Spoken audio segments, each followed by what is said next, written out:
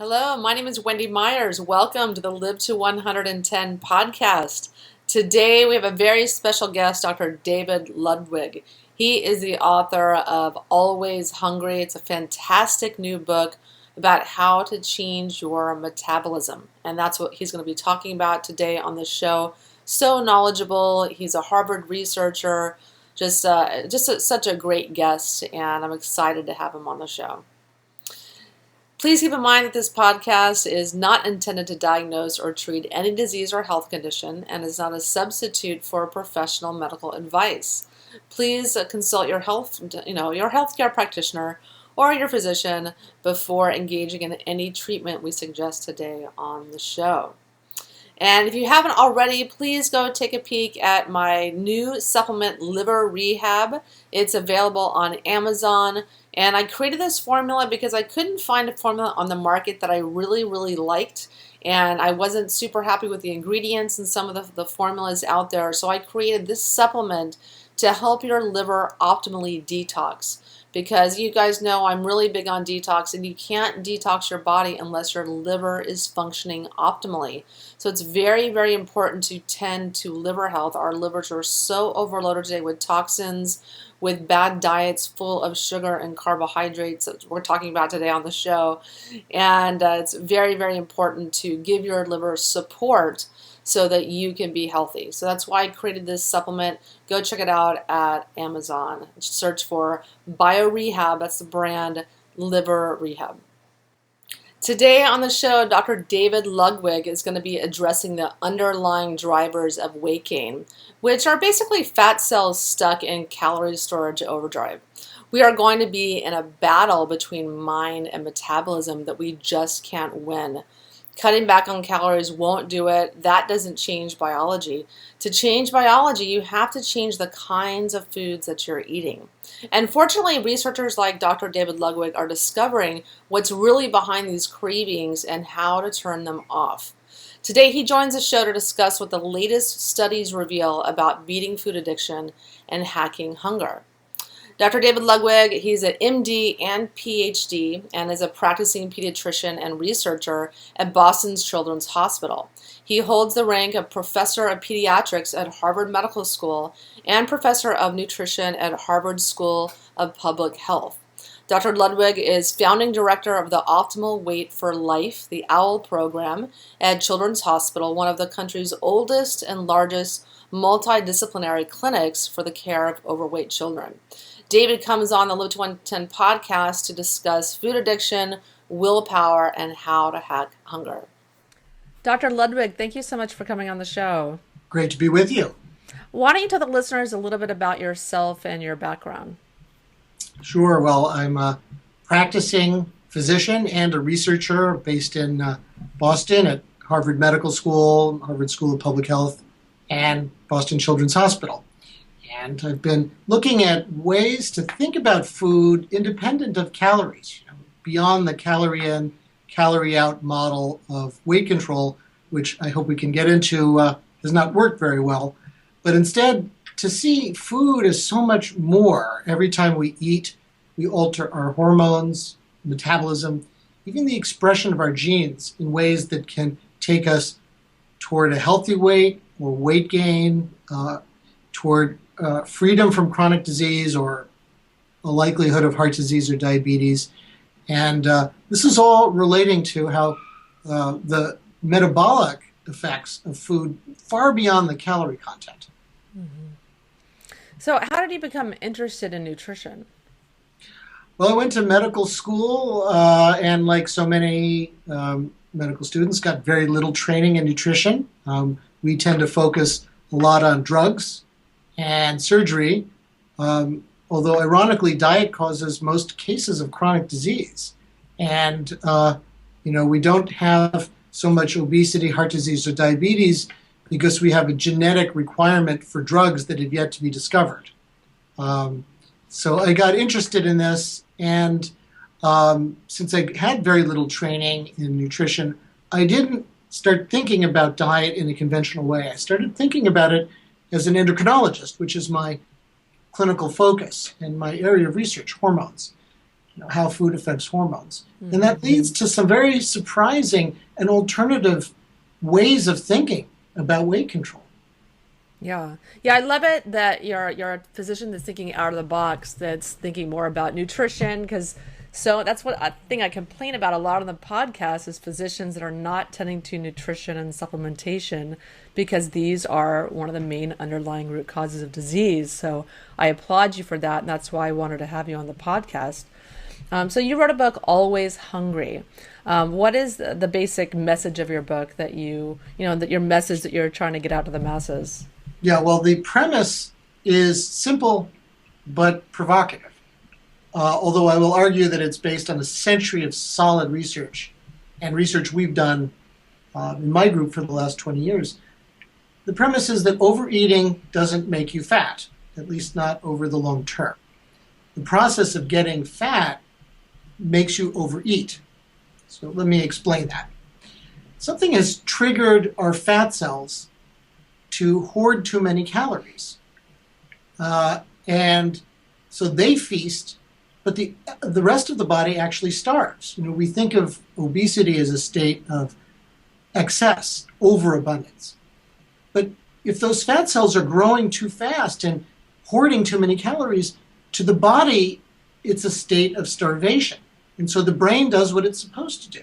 It makes us hungry. It doesn't see the extra calories in the fat cells. It sees that the bloodstream doesn't have a steady supply. And so it makes us hungry. That's one part of the brain that lights up. Another part of the brain makes us crave.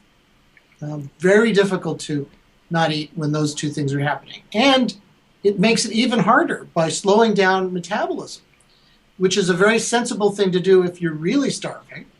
But in the case of fat cells on calorie storage overdrive, they continue to take the lion's share of what we eat, and it leads to progressive weight gain. It doesn't solve the problem. Now, if you just cut back calories, like we're told to do, eat less, you can slow weight gain down or even lose weight temporarily, but your body's going to fight back even harder because it just makes that basic problem worse, not enough calories in the bloodstream. Let me give you an example. The condition, analogy to the condition edema. Many of your viewers will know what edema is. That's where fluid leaks out of the blood vessels and collects in body tissues. The legs might swell greatly, and someone with edema has much too much fluid in the body, maybe 20 pounds extra or more. But they're oftentimes unquenchably thirsty. The brain doesn't see that there's too much water in the body. It sees that it's not staying in the bloodstream where it's needed. And so if you tell people just don't drink, that's very hard to follow, and it still doesn't solve the problem.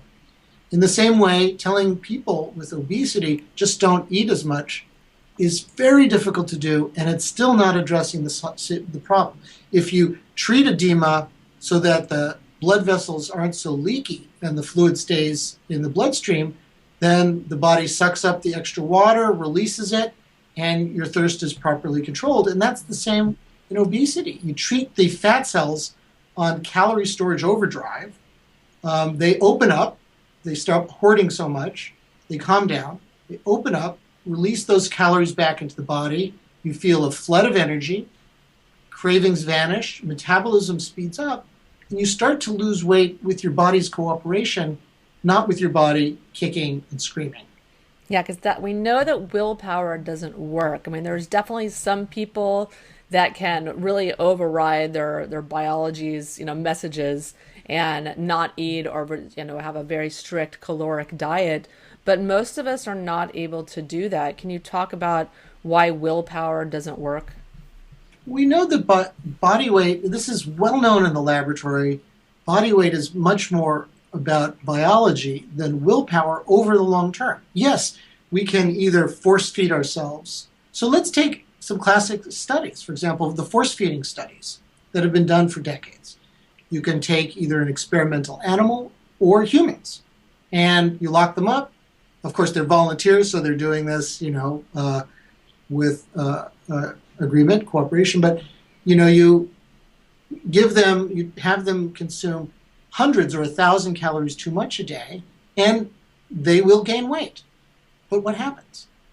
First, they lose all interest in food. Their metabolism speeds up in an attempt to get rid of those extra calories, and they actually feel miserable. They're as unhappy as participants in starvation studies are. Once the force-feeding protocol ends, the weight comes right back down to where it started.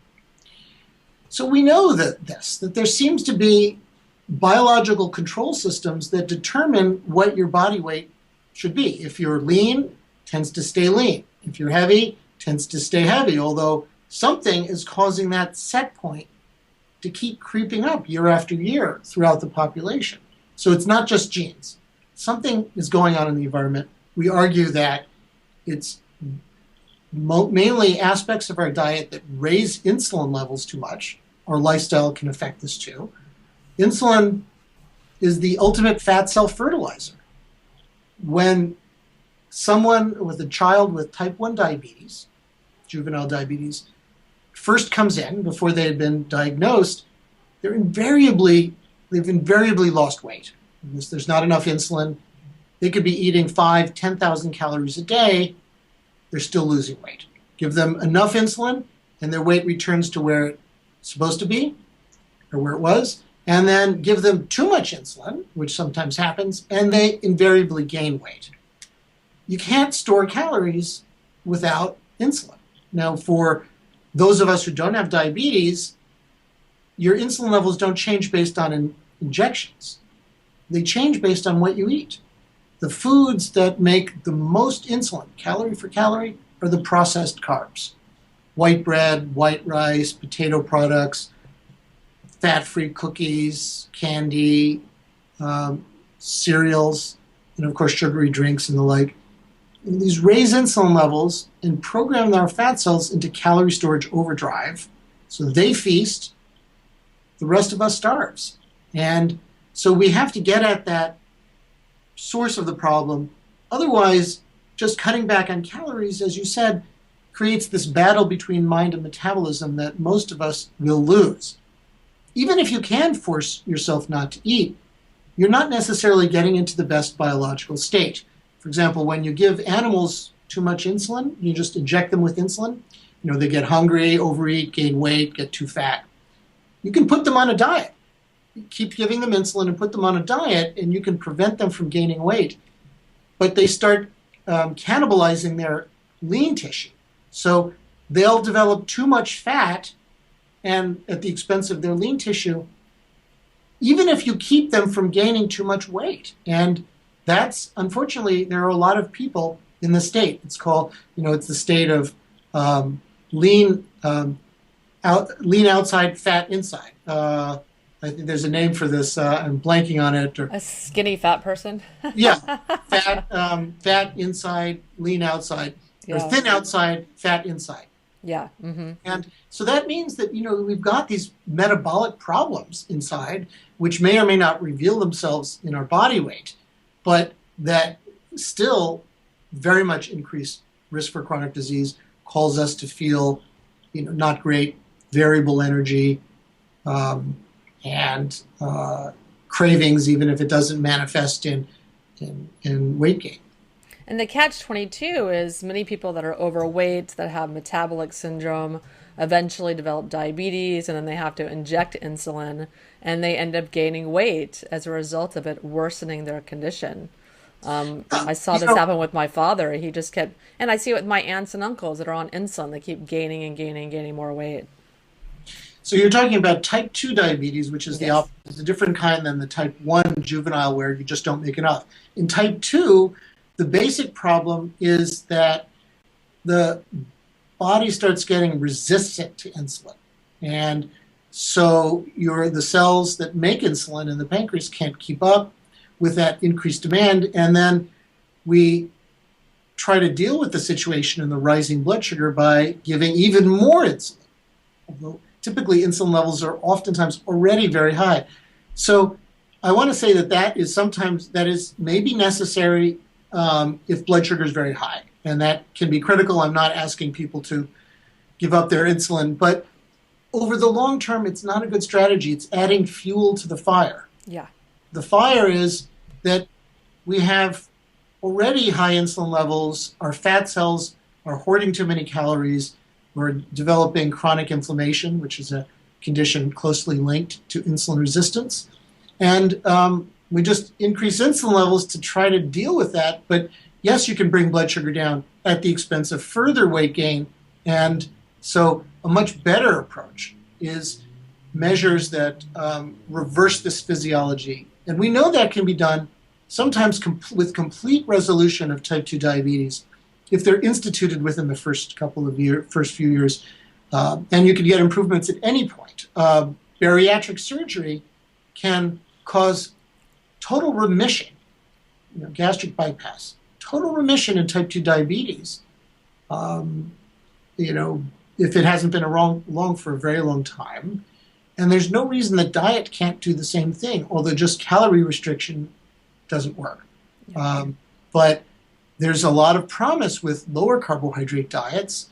What I'm recommending in my book, Always Hungry, is not a very low carbohydrate diet. We start by getting rid of the processed carbs. And we do that by increasing fat. It's a very lush, delicious. Fat is very tasty. We used to really love eating it. The French love eating fat. They eat a lot of it, and they have lower heart disease rates than we do. So nuts and nut butters, full-fat dairy, avocado, real dark chocolate, savory proteins, and natural carbohydrates, the fruits, vegetables, and legumes. In phase 1, which is 2 weeks of the program, we get rid of all grains, potatoes, and added sugar. So that really helps jumpstart a metabolic change. Phase 2, your weight comes down to this new set point, and you get to add back in phase 2 whole kernel grains, old world kind of grain products. Steel cut oats, quinoa, buckwheat, wheat berries. And then in phase 3, you can add some of the more processed carbohydrates, a little more sugar, based on your body's ability to handle it. Again, because this approach works with, not against your body, you eat until satisfied, snack when hungry, and forget calorie counting. So this is the program that you lay out in your book. What is the program called? We call it the Always Hungry Solution. The book is Always Hungry. We can't call it the Always Hungry Diet because this is actually the opposite of that. It's a way to lose weight without having to battle hunger and fatigue by going to the source of the problem, fat cells that are fighting you. They're feasting and we're starving. We've got to retrain our fat cells. And this book is about how to do that. Key is the right diet to lower insulin, calm chronic inflammation. We also bring in some other supports that help fat cells calm down. And the 3 are quality sleep, stress reduction, stress relief practices, and enjoyable physical activities. And the physical activities aren't so much to burn off calories. You can spend 20 grueling minutes on a treadmill and replace those calories in less than a minute with a handful of raisins. The benefits of physical activity short of marathon levels is to improve insulin sensitivity and begin to improve chronic inflammation. So why don't you talk a little bit about the research that you're doing that helped you to develop this diet, or develop this program, rather? Well, this is an area of research my group has been following. My research partner is a woman named Dr. Kara Ebling, so she and I have been doing this work together for years. And we've been looking at, again, how food, independent of its calorie content, alters our hormones, alters our metabolism, alters the expression of our genes. I can tell you about a couple of studies. In one case, we gave young men who were overweight, were obese, 2 different milkshakes. Actually, the milkshakes had the same protein, fat, carbohydrate. They were designed to have the same sweetness. One had fast-acting carbohydrates that's going to digest very quickly. It's called high glycemic index. The other had slow digesting carbohydrate that doesn't raise blood sugar, insulin very much.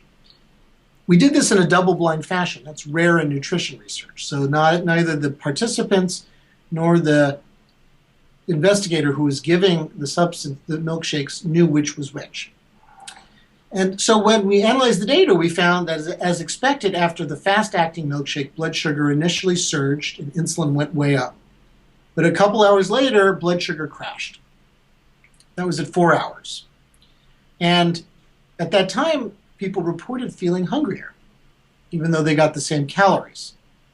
They felt hungrier. Then we did imaging of the brain with a very advanced technique called functional magnetic resonance imaging, fMRI.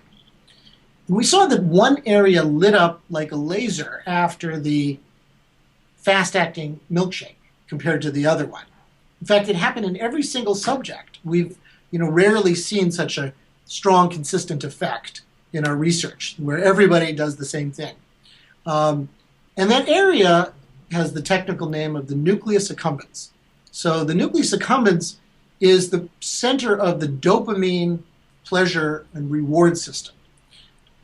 Considered ground zero for the classic addictions of cocaine, heroin, alcohol, and the like, which raises a provocative idea that, yes, we need food to live as opposed to drugs or alcohol, but that these highly processed carbohydrates, due to their effects on our biochemistry, are hijacking the brain reward systems.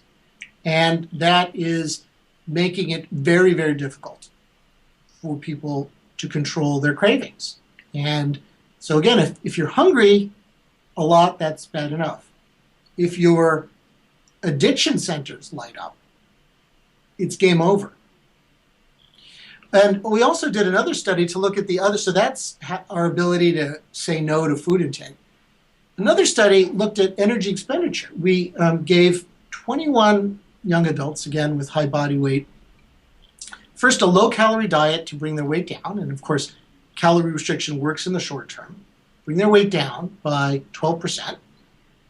And then we put them for a month at a time on one of three diets, either low-fat, medium to high-fat, like 40%, so low-fat is 20%, medium was 40%, which is already rather high, that's a typical Mediterranean diet. Or very high-fat diet, like an Atkins, 60% fat. So we put them on these diets for a month at a time in random order. And we found that on the low-fat diet, metabolic rate, their calorie burn, plummeted. 400 calories a day slower, their metabolism was running. On the low-carb diet, there was no fall-off in calorie burn at all from before they lost weight. So they had lost the same 12% or so of their body weight, but their brain didn't even feel like it had been lost weight. It wasn't trying to go into starvation mode. The Mediterranean diet, the 40% diet fat, was in the middle. So this difference between the low-fat and the high-fat diet and their calorie burn was like an hour of moderately vigorous physical activity without lifting a finger. That difference, if you could put it to use for you, is pretty much the whole obesity epidemic. Yeah. And do you think there are some people, I mean, you had the people on the high-fat diet that were losing more weight, etc. Do you think there are some people that don't do well on a high-fat diet, say they have genetic reasons or other metabolic issues where they wouldn't do well on a high-fat diet? Yeah. Yes. So just to clarify, in that study I just told you about, we locked everybody's body weight into the same. So they all lost the same amount of weight and thus could see the differences in their calorie burn independent of weight change beyond that. But I think, yes, I'm not, in our book, The Always Hungry Solution doesn't ask everybody, first of all, it's not an Atkins type, very low carbohydrate diet. I don't think that for most people, you need to go to that extreme. Although some people, for example, with severe metabolic problems like type 2, may reverse the quickest with a very low carbohydrate or even a ketogenic diet. But I think for most people, that level of restriction isn't necessary. It allows for a much more flexible approach to eating. But I do believe that people differ. So we start everybody on a 50% fat diet that has 25% carbohydrate. So that's pretty high, but you're still eating fruits and vegetables. You're not getting rid of those things. And it's just 2 weeks, kind of just to jumpstart metabolism. And then we start lowering the fat, trending toward 40%. So most people will wind up 40% fat, 40% carb, about 20% protein. That's a very balanced diet. It's kind of how we ate before the low-fat craze started 40 years ago. But we have tracking tools and symptom checkers that let you see your tipping point. There's some people, and we believe that we can identify them to some degree in advance, the high insulin secretors, who are really going to do best with very, keeping those processed carbs pretty low. Yeah. And staying on the high fat side. Other people who are low insulin secretors have much more flexibility and may actually do fine with much more carbohydrate. But again, one size isn't going to fit all here. And by paying attention to your body, following your symptoms, so food cravings, hunger, energy level, well-being, you can find your own tipping point. You reach it, and then you pull back a little bit, realizing that the rewards of feeling in control of your hunger and cravings and not having to fight your body are so much greater than the fleeting pleasure of highly processed carbohydrates. Yeah, I love that you said that people need to pay attention to their bodies and find what works for them, because everyone is so different, and ultimately you want to use a book as a guide. And I think your book is so well researched and well written. It's a fantastic guide. But ultimately, people do have to play around with things, play around with their percentage of their macronutrients to find out what works for them. Because we walk people by the hand there, and I think the ultimate example of that is a diet book author or anybody's prescribing a calorie restriction. Saying you should eat 500 calories less or 1,000. That's forcing the body to lose weight according to the dictates, of something external to the body. We believe that if you create the right internal conditions, your body determines what rate of weight loss is right for you. For some people, we did a national pilot, about 250 people from around the country. Some people lost weight, and again, they're eating as much as they want.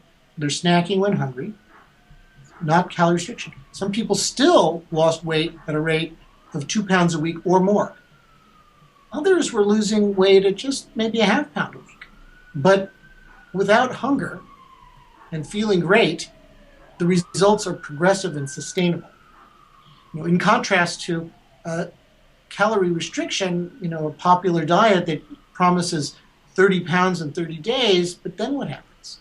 You're starving and struggling for the rest of the year to keep the weight off. So we sort of outsourced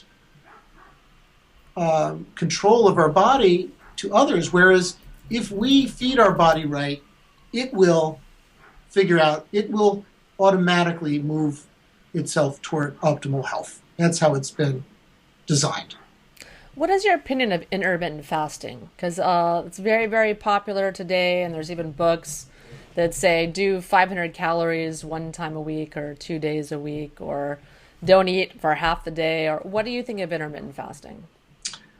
I think that there are some interesting potential benefits from fasting, and the argument is that humans evolved during food unpredictability, although frankly, many societies and even hunter-gatherers had plenty of food most of the time. It's not like they were eating hand to mouth. Humans were really successful hunter-gatherers. But yes, there were of course times without food, and we would have gone into a fasting physiology, made ketones, and that could be very good for the brain and body. The problem is, I think, as I view it, the fundamental problem right now is we are actually in a starvation state. The body doesn't have enough calories in the right place in the bloodstream, and that's why we're hungry. So then you tell people like that, well, just stop eating. That's tough. Now, If you change the quality of what you're eating, then it becomes much easier to fast. But I think that's, advanced. That's an advanced degree. We've got to start out, in grade school and high school for most people by putting an end to the starvation that's happening inside of their bodies. And the best way to do that is, we tell people, don't starve yourself. Eat as much as you want. Don't stuff yourself. Listen to your body. But phase one is 3 meals and 2 snacks a day of lush, high, rich, satisfying, savory foods. And you eat until you're satisfied. And you still start losing weight because it turns off the starvation. Now, once people, feel like they've mastered that, and the diet quality is really high, then you can play with intermittent fasting on top of that. But again, if you start off with intermittent fasting, you may make a bad situation worse. Yeah, I absolutely agree with you. Like, you can't go from the standard American diet, eating the carb-rich diet, to fasting, because I think a lot of people, they get the blood sugar drop and then they overcompensate with eating everything in sight. They completely lose their willpower. So I agree with you. You have to start eating a healthier diet, higher fat diet, and then maybe play around with that and see if it works for you. I don't think it works for everyone. So you said there's some people that, don't release insulin so well from the pancreas, and others that, release it very readily. Can you account for some of the differences in why that's the case? I mean, yeah, certainly there's genetic reasons, but do you account for any toxicity levels that prevent insulin release from the pancreas, or any mineral or nutrient deficiencies that inhibit that? Well, there's undoubtedly many, micronutrient and other nutrient and phytochemical deficiencies can affect insulin dynamics, glucose control in many ways, at the beta cells that make insulin and in the target cells that affect insulin resistance. This is a whole foods approach. So I think some supplementation is prudent, but not as an alternative to a whole foods approach, which is going to have many more things than any supplement can ever. And that's the foundations there. And, I think that is 90% of it for most people, although I think that if you're in a northern latitude and not getting much sunlight, some vitamin D supplementation is helpful. If you're not eating much fish, a long-chain omega-3 supplement is good. If you're not eating fermented foods, then I think a probiotic. I think those are the 3 top of the line. And then there are others who argue that, the soils that we're growing our foods in are depleted and aren't containing as many, so there may be a role for additional supplements beyond that, but I think that's secondary. And the primary focus of the book is these foundations of good nutrition. A whole foods diet is going to provide so much more and so many more combinations than can ever be distilled into a pill. Yeah, absolutely. Absolutely. So how many meals do you think people should eat per day? I know you said in your book that you start people out with 3 meals per day and 2 snacks. But evolutionary wise, a lot of the population ate 1 or 2 meals per day. Do you, have any thoughts on, eating the way that man used to eat many, for the millennia? Do you have any comments on that? Man and woman ate so many different ways based on culture, location, food availability, season. If the berries were in season, like if you were an Inuit in the far north, most of the year you would have been eating just fat and protein. Fish, caribou, maybe whale or whatever, and then the berries would come in August and September, and you would gorge on that. So I don't know that we can come up with an optimal meal pattern based on considering our Paleolithic ancestors. But I think it's important to start by addressing the fundamental problem in weight gain and obesity, which is that our body is actually starving. Yeah. The fat cells are feasting, but there aren't enough calories in circulation for the rest of the body. So we've got to eat the right foods and start eating regularly. That lets hormones calm down. It tells the brain, wait a second, there's enough. You don't have to protect me this way, holding on to every calorie. You can relax. You can let those calories start to flow out of the body because there is an abundance. And that, I think, we recommend starting by 3 meals and 2 snacks a day. Okay. But let your body decide. If you're not hungry, if you really don't want a snack, if your body's very quickly trying to get rid of calories, you'll just not be interested in so much food. So you just have a very light meal. But we want people not to skip meals for the first 2 weeks. Yeah. After that, then you can begin to individualize. And, there are days where I do like to not eat 3 meals. And, but I don't have hunger when I do it because I feel like, my metabolism is in a much better state than it was 20 years ago when I was eating a more standard, conventional, low-fat, high-carbohydrate diet. Yeah, I found that as well when I began eating much, much healthier. I just needed, over time, I needed less food. So today I only need about 2 meals per day, maybe a snack. But I'm surprised at how little food I need. But I do a lot of supplementation as well, so I get lots of nutrients. So what are your top tips for kicking food cravings? Well, I think just one really, which is to feed your fat cells well.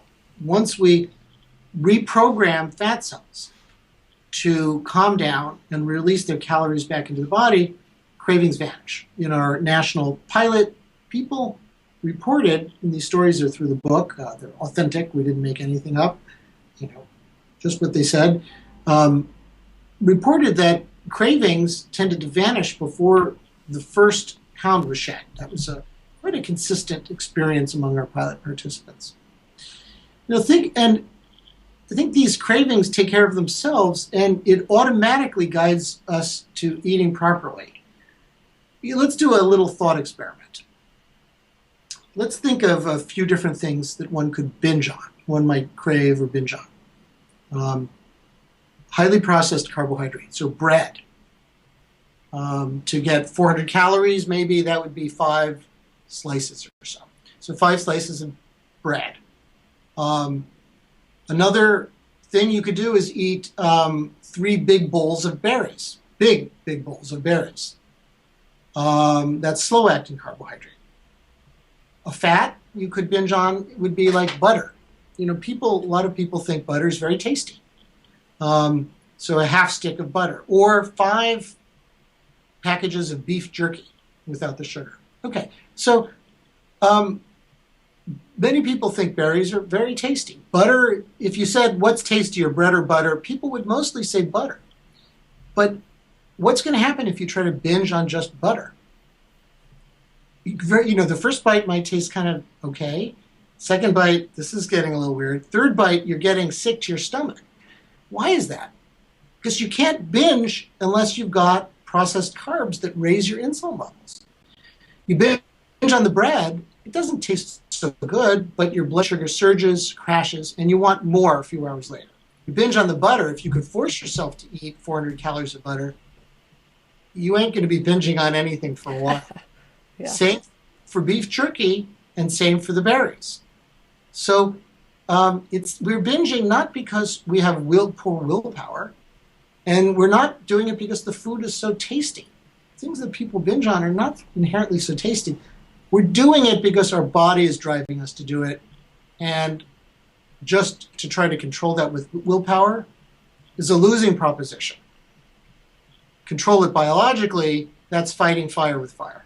Then you're in control. Yeah. So why don't you talk about what your main message is in your book? Kind of just a summation of sure. the main message. Maybe I can show. I'll just show the cover. Okay, there it is. Just out last week. Always hungry. And so it's a meal plan, 3-phase meal plan to lower insulin, calm chronic inflammation. So high-fat diet, nuts, nut butters, full-fat dairy, real chocolate, proteins, either vegetarian or meat options. We give both. Natural carbohydrates, then we slowly add back more processed carbohydrates. We combine that with attention to quality sleep. We walk people through creation of a sleep sanctuary in their bedroom so that we can deal with the overstimulation that's causing us to stay on all the time, but that also takes a toll on our fat cells. Quality sleep, stress relief, and then enjoyable physical activities. One of them is the passeggiata, which is an Italian habit of going for a walk after dinner where you not try to burn off calories, but you socialize. You go out, you meet people in the community, you tune up your metabolism, you feel good. That's really all we're talking about. Yes, it's perfectly fine to do more physical, vigorous workouts, but this daily practice of quality sleep, stress relief, enjoyable physical activities, the right approach to diet, you reprogram your fat cells to work with you. Well, I have a question I like to ask all of my guests. What do you think is the most pressing health issue in the world today? In broad terms, it's obviously diet-related diseases. In the developed world, the developing world still has a lot of undernutrition, starvation. We can't forget that. Infectious illness, and so that's. But in the developed world, and increasingly in developing countries, obesity, diseases of so-called overnutrition, which I'm arguing is actually starvation inside the body, diet-related diseases, they've surpassed smoking as the number one cause of preventable chronic disease. We predicted in 2005 in the New England Journal of Medicine that life expectancy will begin to decline in this country in the next few decades unless we do something about obesity beginning with children. And we're already starting to see a stalling of life expectancy, especially in the areas with the highest obesity prevalence in the country. This is in the epilogue of the book, I argue this is a matter of national security. If we're spending more and more money trying to manage chronic diseases, medicines to lower blood sugar, to lower blood pressure, to lower blood cholesterol, to keep our blood from clotting excessively, to manage depression, impotence, all of these other consequences of an unhealthful diet. All the money is going there. There's no money left for the nice things in life, for investing in our social infrastructure, for keeping, for education, for these things. And that's fueling political debate in Washington. And it's probably one reason driving such fierce polarization of the parties. If we could address diet-related disease, we'd have so much extra money. The Democrats could have social spending, the Republicans could have a balanced budget, and we'd have a chance to actually detoxify the political environment in Washington. Yeah, I wonder the same thing. If our future medical crises and the amount of money we're going to have to spend on medical care is going to hurt our position as, being leaders and, financial leaders and entrepreneurial leaders, et cetera, because we're drowning in national debt because of our health crisis. And so why don't you talk a little bit about the fact that, in the United States, 2/3 of the population is obese, but we're finding, because of our diet, and we're finding in other countries, in India and China, et cetera, in the large cities where they're serving fast food, more and more of the upper and middle classes are eating fast food or have access to it. They're having a huge problem with developing the same diseases that are so rampant in the United States. When people in other countries are moving away from their traditional diets, their healthy diets of meat and vegetables and rice, etc., in rural China or rural India, and now they're suffering from the same diseases. in the You know, cities? the peasants in China ate a lot of white rice. That's a processed carbohydrate, and they didn't get obesity or diabetes. But they were working 14 hours in the field, and that white rice wasn't making them feel very good, but it was keeping them alive. They moved to the cities, which is happening now, bringing their highly processed carbohydrate diet, but leaving behind all of that physical activity, and rates of obesity and diabetes are skyrocketing. One recent estimate suggested that there may be close to 500 million people in China with diabetes or prediabetes, like almost half the country. It's just, how do you get your mind around that kind of an estimate? So we have a true international crisis, diet-related disease. We have to bring back sanity. We're just going to be eating ourselves to death here. Yeah. Yeah, and you have to eat the diet that's based on your level of physical activity, and where your body is using that up. Like athletes or people you said are working out in the field, they can handle that high level of carbohydrate. But if in the absence of that, but it still may not be. It still may not be ideal for them. I mean, there's some very interesting work about lowering carbohydrates for optimal fitness. There are ultra marathon runners who can do it with no carbohydrate. They're just on a ketogenic diet. Now, I'm not recommending that, but it's we don't need processed carbohydrates at all. We do need grains because we can't support the world's population without grains, but it can be in a much less processed state, slower digesting with many more nutrients, more fiber, and the like. Dr. Ludwig, thank you so much for your insight. I know the listeners are going to enjoy that so much. I learned a lot myself. Why don't you tell the listeners where they can find you, find your website and your book? Sure. Well, great talking to you. Great questions. And so the book is available widely now. It just came out last week.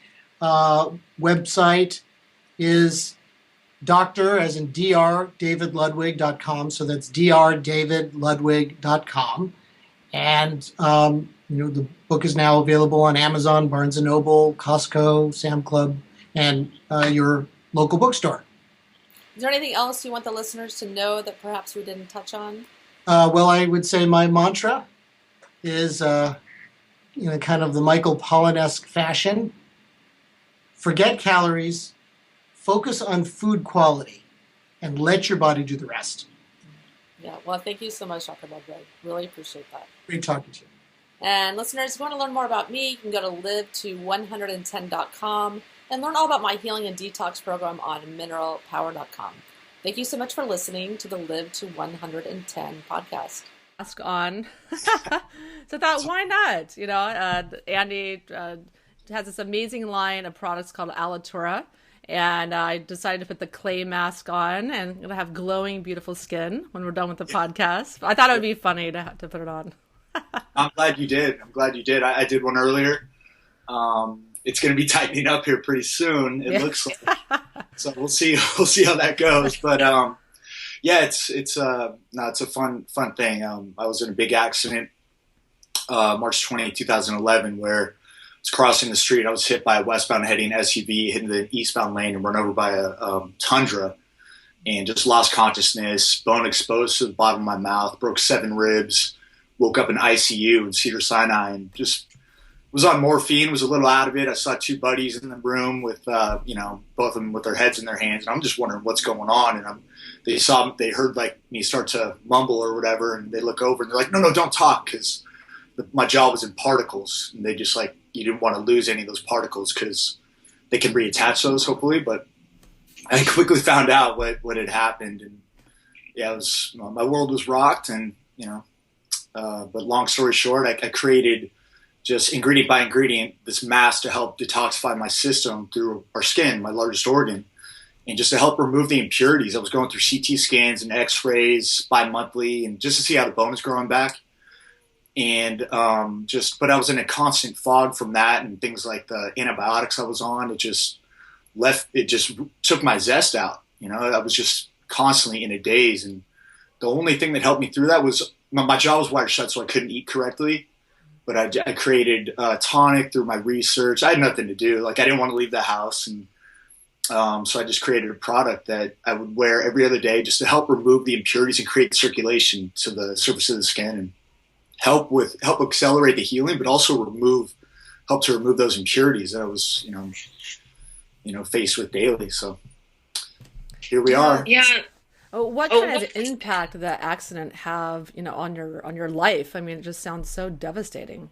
Oh yeah, I mean, I was in the entertainment industry, well, I still am, but it's not like I was a model and an actor, and that's how I made my money.